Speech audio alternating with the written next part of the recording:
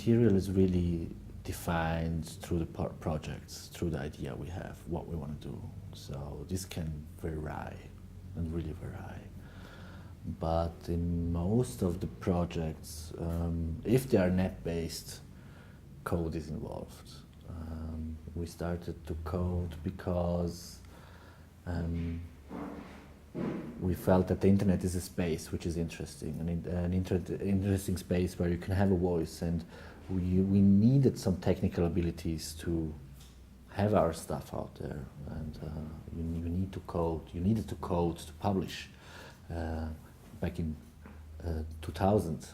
This has changed nowadays. Now you have blog systems and stuff. You don't need to code to be able to have a website. So we started with that, and this has kind of stayed. So for most of the projects, we use scripts, we use Linux as an operating system, we use the computer as one of our tools. Mm-hmm. Sometimes it's also the medium, but it's mostly to hook things up to the net, to make it public in some sort of, and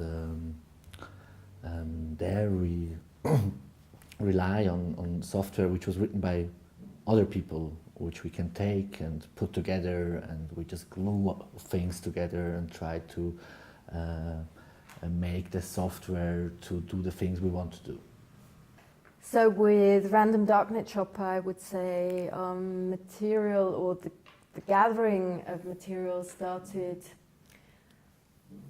from an interest in internet subculture, and there we really dive into internet subculture. We collect a lot, we look at a lot of systems, and in the end we became really interested in the darknet, in Torland, Onionland,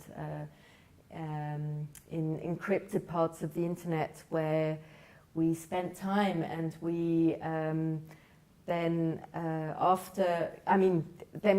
we sort of asked ourselves questions like, how do you produce trust? And I think on the way to trying to find answers to this question, or being led by this question, we start to program things.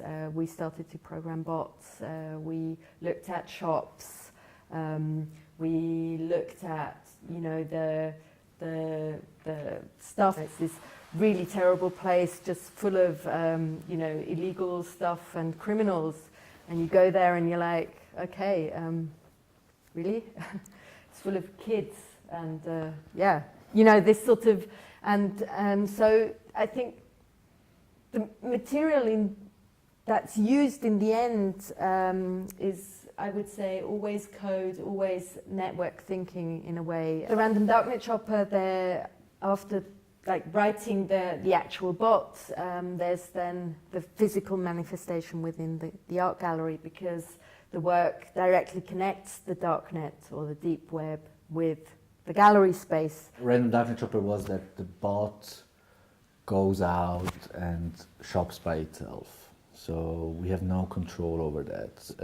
The bot would have like $100 each week to spend, and he would go and just randomly grab something and address it, buy the item, the random item, and address it directly to the exhibition space. So you have this kind of live moment also of execution and some kind of physical manifestation of an item which is traveling to the postal system to the gallery, and appears in the out of the dark inside that white cube.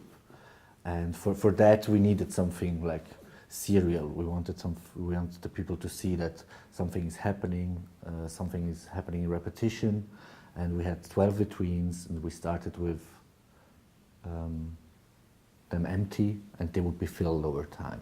So after 12 weeks, to the end of the exhibition, you would see the full scale of the Random Darknet Shopper bot working over the performance time.